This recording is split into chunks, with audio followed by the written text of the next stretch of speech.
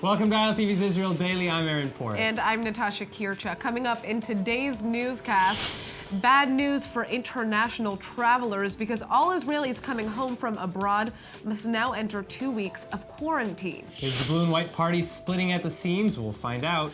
And a new Israeli study suggests that you can actually smell your way to having better memory.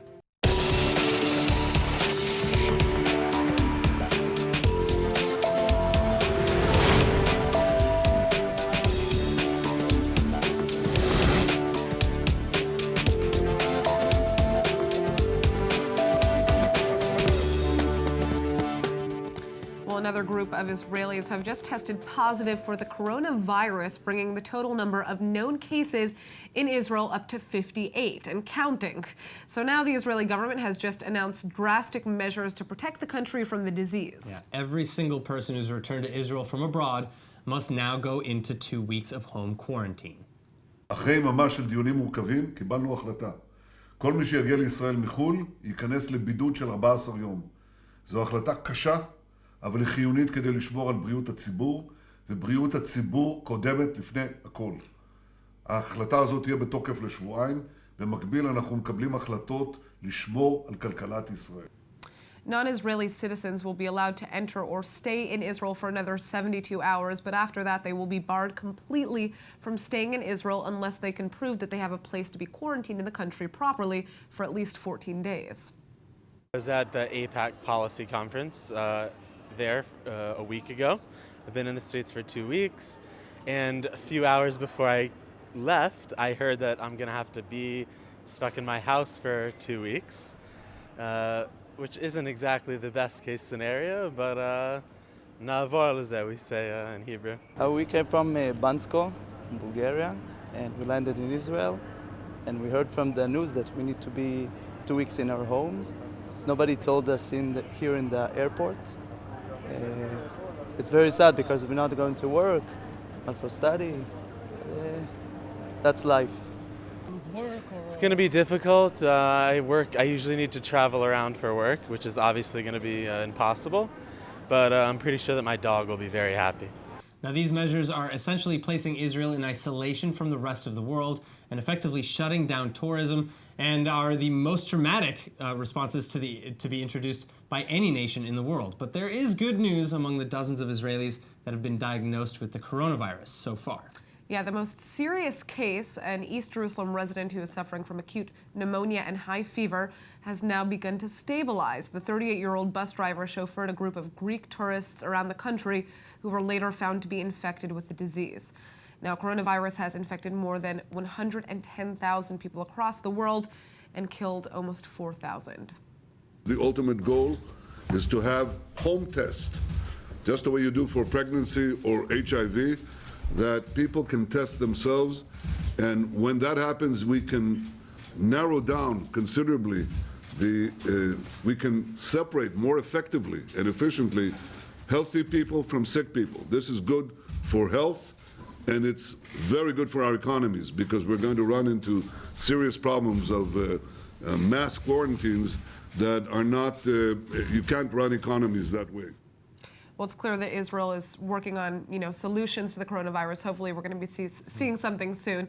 But the effects of the coronavirus have been harsh and even devastating to many industries, especially including tourism and aviation. But in every disaster, there is also opportunity, and some are actually making quite a bit of money from this spread. So, what merchandise is being hijacked from the shelves, and which company's stock just jumped in the last week? Consumer behavior expert Vili Abraham is here with the answers. All right, so first break down some of the biggest impacts that we're seeing right now in the Israeli economy. The major impact is, first of all, on tourism and hospitality. No doubt they've lost hundreds of millions of shekels. However, there's a ripple effect. I mean, if you look at supermarkets, people are going, if you look at supermarkets, people are flocking. But if you look at malls, for example, they're relatively empty. People cannot go to work because they're quarantined. So it means that it affects productivity, and it means that a lot of companies, especially the small and medium businesses, may not be able to survive. However, the government is offering loans. Right. So in order to help them get through this very difficult time. Interesting, offering loans. I mean, they're not, because I think Elal said we need you to literally inject money into our airline for us to yeah. be able to continue existing. Is there going to be any type of payout that we're seeing from It the state? doesn't seem like it now. All the government is saying we can give you a loan, a very zero rebate to help you. For some companies, it may not make a big difference because they won't be able to survive, but for some companies, at least it'll give them some cash flow in the short term. Right. Now, I know the Bank of Israel is expecting that the crisis over coronavirus will end by the summer. Do you see trends that kind of match that? Because there are other people who are saying the total opposite. I don't think we can really predict, because right now it just seems to be getting worse and worse. If you look, we can only predict the future by looking at what happened in the past, for example. So if you look at the SARS pandemic back in 2002, it took about 1.5 years or even 2 years for things to get back to normal. So I think July is far too close. Interesting. But the Bank of Israel says they're only expecting a minor hit to the economy. Is that fair? I don't think so, because every day, even every hour when you open the newspaper, more and more people are quarantined. They can't go to work. They can't go shopping. They can't go buy anything. So it means that this will halt the whole economy. So Right. I don't see how this will happen every time soon. So who's winning now? Who's benefiting? That's exactly from what I this wanted to crisis? kind of Yeah. focus on. Okay, so there are a lot of Israeli companies. So first of all, because Israelis are flocking to supermarkets, so if you look at recent stats, hand sanitizers, 10-fold increase in Understandable. pasta 95%, canned food 76%, groceries, Sure. non-perishables. And by the way, if you look at overall in the world, companies offering coronavirus tests, their stock markets are increasing. Just yesterday, one of the companies' stock price increased by 44%, and today another 15%. Wow. So these are definitely the big winners. Are these stocks that will likely fall as soon as the crisis is over then? Yes. Oh, so it's a high risk investment, some of these. Very high risk investment, so it's only for the short term. Right. By the way, one of the reasons why a lot of people are flocking the stores is, first of all, because because of panic, but also because Passover is just around the corner. Oh, so that could be correlated. Exactly. So that may explain one of the reasons why it's happening. But of course, a lot of panic all over the world. There's panic in Europe and in the United States. If you saw over the weekend. A lot of news outlets. And I mean, people were saying that they couldn't find face masks, in shops Which here. again, you don't generally need unless you right. are infected. You don't need to go out and buy face masks. Exactly, because it really won't protect you. We heard a lot of news about that, and by the way, there were also news items about a lot of online stores that sell masks, and they were not really meant to protect against coronavirus, so we have to be careful. Yeah, you got to be careful what you are purchasing as well, not just follow the panic. All right, thank you so much for joining us, It was a pleasure. All right, Aaron, what were your hobbies when you were 17? That's hard. I mean, I guess meeting up with friends, watching movies, doing art, the usual. Well, get this. A 17-year-old Jewish teenager from the U.S. is clearly doing a lot more than we were back in the day. He's such a computer genius that he's built a website that's keeping the world updated on the spread of the coronavirus. And millions of people are actually using it. ILTV's Nittany Manson has the details. Hey guys, so I know when I heard about this, I didn't know if I should be impressed or if I should feel really bad about myself, but Avi Schiffman is a computer whiz who is just 17 years old, and he spends most of his time updating the website ncov2019.live. He created it to track the coronavirus pandemic as it grows, and 12 million people have actually visited since it launched. So what does it do? Well, it basically scrapes data from reliable sources all around the world, and it gives updates every minute in real time about the number of confirmed cases. The confirmed cases, serious cases, deaths, even those who have recovered from coronavirus everywhere in the world. No big deal. Yeah, just totally small. No big deal at all. Avi says he started working on this project over Christmas break when there were fewer than 1,000 cases in mainland China, because he says it was hard to get clear, concise, and accurate info about the disease. Right, so naturally he was just like, I'll make the most informative website ever. Yeah, he had some time to kill between a bunch of different coding projects that he's working on, crazy, at the same time. But he says he wanted to be able to help with the global health awareness, since not all governments are being really transparent about the stats of coronavirus. Sure. The best thing also about the site is that it's automated, so he doesn't even have to input anything manually. So how many people are using it so far? Well, he says he gets about 1,000 messages a day from people thanking him, and even PhDs who are suggesting things to add to the site. And in total, about 12 million people have used the site so far. About 30,000 of those from Israel, and it's just growing exponentially as more and more people hear about it. Wow, this is amazing. Like, I wonder what this kid is going to do when he graduates from high school. My Yeah, gosh. I'm sure he already has some job offers. Very I think that's bright fair. future, seriously. He definitely has a bright future. He says now he's planning to take a year or two off after he graduates to travel the world, take part in hackathons. He wants to be a serial entrepreneur so he can make an impact. Well, I think he already is. And Nittany, thank you for joining us with this. I know I'm going to check out this website myself. Seriously, yeah. That's my plan after the show. My pleasure. All right. Well, in other news. In other news, President Rivlin has now officially scheduled his meetings with party leaders for their recommendations for Prime Minister. They're set to begin at the start of next week, and with coronavirus in mind, the talks will also be shorter and confined to just one day apiece. But what matters most is who has the numbers on their side, and the left is getting pretty close. Blue and White Chairman Benny Gantz and Israel Beitenu Chairman Avigdor Lieberman are working to build a minority government, or a coalition with less than the 61 required mandates.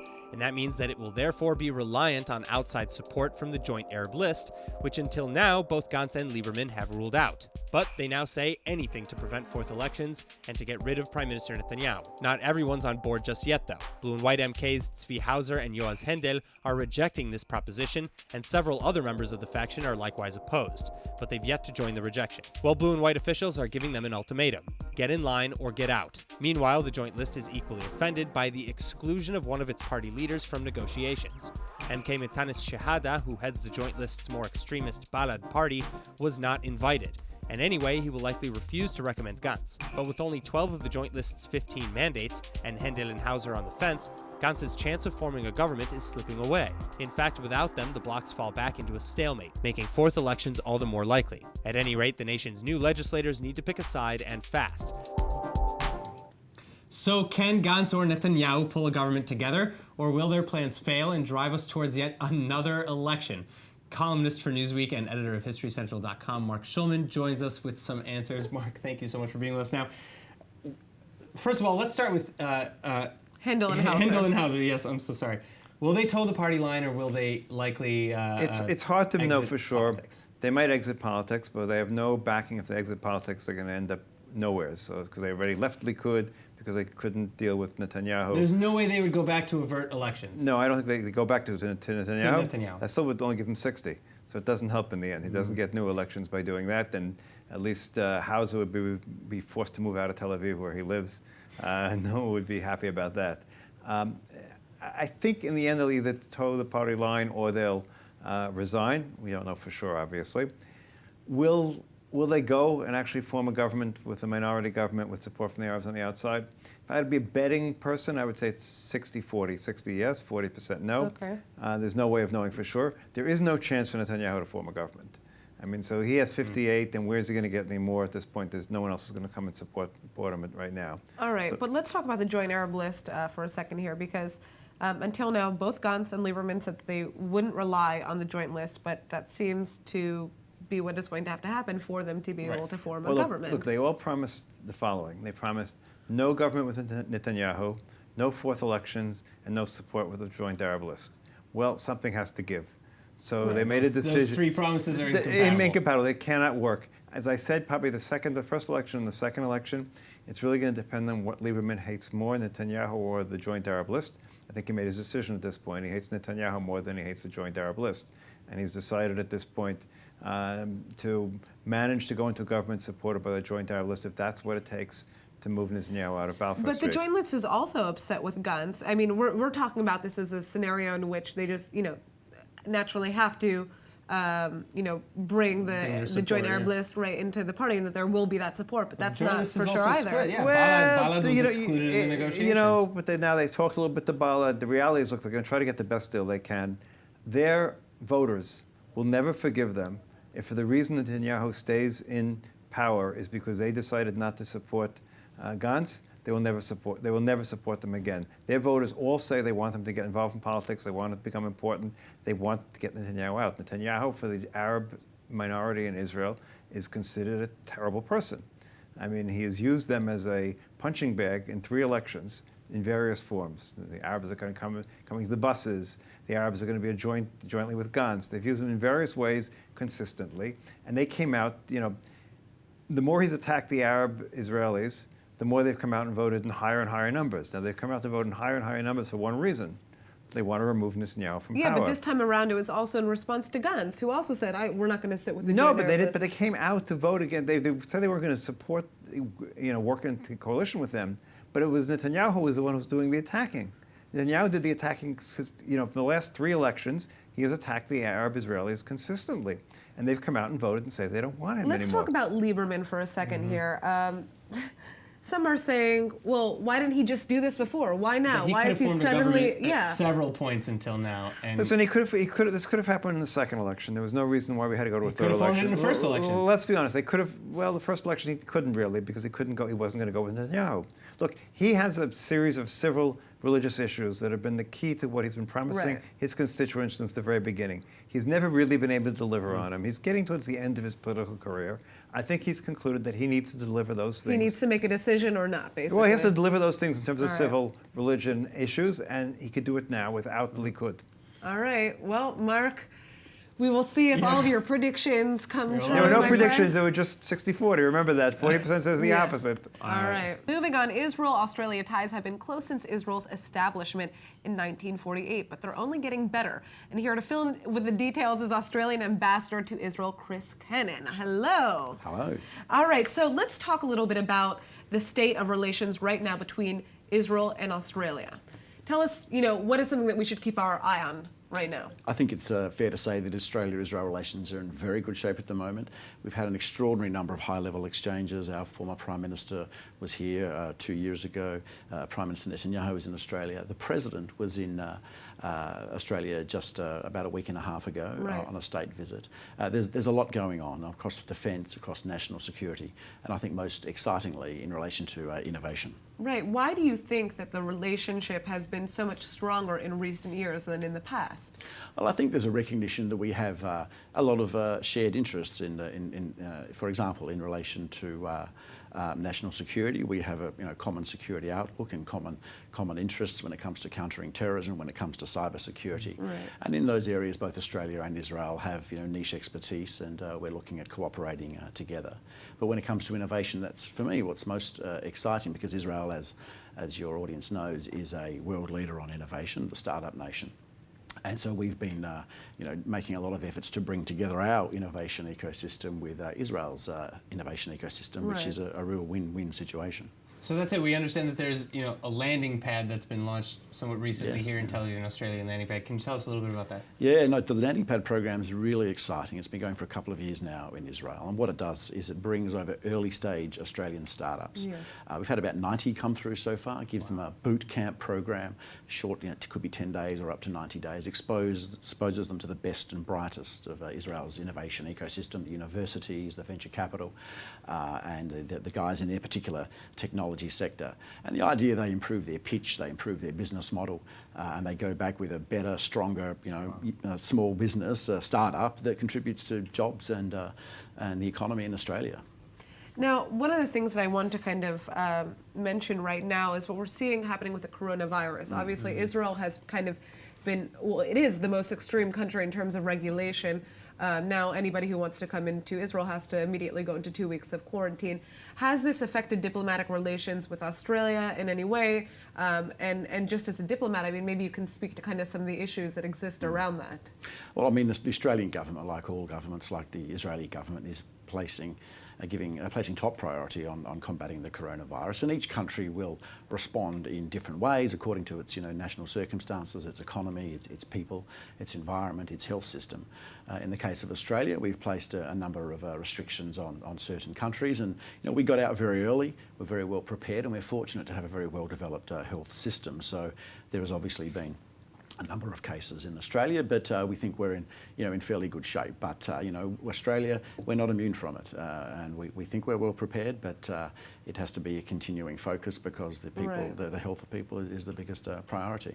Absolutely. Well, it will be interesting to see if Australia follows in Israel's steps, just like any other nations. I know that Italy has. Yeah, it's pretty strict measures. Yeah, and as an embassy, we're obviously crisis preparedness and business continuity, Right. or for any embassy anywhere, that's always got to be a priority. And in this environment, that's particularly the case. Now, obviously, these Israeli restrictions are having implications for everybody, including the Australian embassy. But we'll get on with business and we make sure we can deliver the services to Australians. That's what we're here to do, and to advance Australia's interests, our bilateral relationship, which, as you say, is in such good shape. But we'll continue to do that regardless of the coronavirus situation. But obviously, there are operational implications for everyone, and we need to work together to defeat this thing. Yeah, well, unfortunately, we ran out of time to ask you about the brush fires and kind of how Australia is doing, but that will be for our next interview. I look forward to it very much. Ambassador, thank you for joining us. Thank you, my pleasure. All right, so Aaron, I don't know about you, but the older I get, the more I feel like my memory is getting worse. Well, that may just because, we've learned to be selective with what we want to remember. It's, it's called wisdom that comes with age a little bit. I wouldn't really know, but I've heard that that's what it's called. I didn't say that. You said that. It's fair, but there is some good news. Israeli researchers say that they have the key to boosting the memory processes in your brain. Are you ready for this, Aaron? It better be good. Okay, Sniffing Roses. Scientists from Tel Aviv University and the Weizmann Institute of Science say that sniffing roses bolsters your memory. All right, explain. How is this possible then? Okay, so in their study, participants were exposed to the scent of roses when they were asked to remember the location of words presented on either the left or right sides of a computer screen, and when they were tested on their memory of the word locations both before and after taking a nap at the lab, they were surrounded by the scent of roses. But during the nap, the roses were administered again, and this time to only one nostril. Now, EEG scans show that the one-sided rose scent delivery led to different sleep waves in the two hemispheres of the brain. All right, and I'm guessing that the side of the brain that received the rose scent had better memory of the words presented? Exactly. So their findings basically reveal that our memory process can be amplified by external cues like scents, which makes sense. So it's not necessarily the roses that are helping memory. Maybe not, but I still could use some by my bedside table. I will say that. But it's interesting that we relate what we smell to specific memories, so it would make sense that if we want to remember something, we should relate that to a specific scent. You heard it. And now, in an incredible partnership program, a pair of NFL football players have just been given a crash course in what it means to be an IDF soldier. And while these two athletes are at the top of their game, it turns out that there's always more to learn. Washington Redskins running back Adrian Peterson and cornerback Josh Norman, who just reportedly signed with the Buffalo Bills, are now returning from Israel after a very unique experience. The pair, who played together for 2 years, first arrived in Israel as participants in the International First Robotics Competition and in partnership with RoboActive 2069, an Israeli high school organization. But after the competition, they also participated in training exercises with the IDF, running obstacle courses with soldiers, taking lessons in Krav Maga, and even receiving military briefs on the threats against Israel. So how was it? Well, Norman says that it's amazing to get in there and train with the IDF because they're at the top of their game of being in combat, and Peterson is amazed by the soldiers' mental toughness and focus. As for the exercise that stood out the most, the players say running up a hill with 40-pound vests, which apparently feels like running in sand, tops the list. Now finally, while this was Peterson's first visit, Norman is no stranger to the Holy Land. He's visited 3 or 4 times already, wears a chai or life necklace, and is even considering moving here. And of course, both he and Peterson say they'd return to continue their philanthropy too. Now, to learn more about their philanthropy, make sure to check out Adrian Peterson's A&A Peterson Family Foundation and Josh Norman's Stars 24 Foundation. They're both absolutely amazing organizations that promote youth empowerment and development. All right, now let's take a look at the weather forecast. Tonight will be clear to partly cloudy and cool with a low of 52 Fahrenheit or 11 degrees Celsius. And then tomorrow you can expect mostly sunny skies and another slight drop in temperatures to a high of 75 or 24 degrees Celsius. And now before we go, let's take a look at what's going viral in Israel.